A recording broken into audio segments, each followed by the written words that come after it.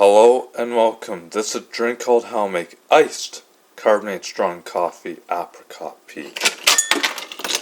First thing you gotta do is put the ice cubes into this mug. Then you open up this bottle of apricot peach sparkling water and fill it into this mug.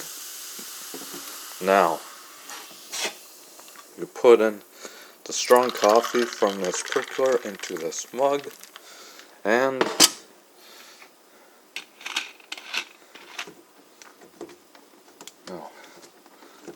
close up the apricot peach bottle of sparkling water, naturally flavored, and there you go, folks. Here is your iced carbonated strong coffee apricot peach. Enjoy, folks, and thank you for watching.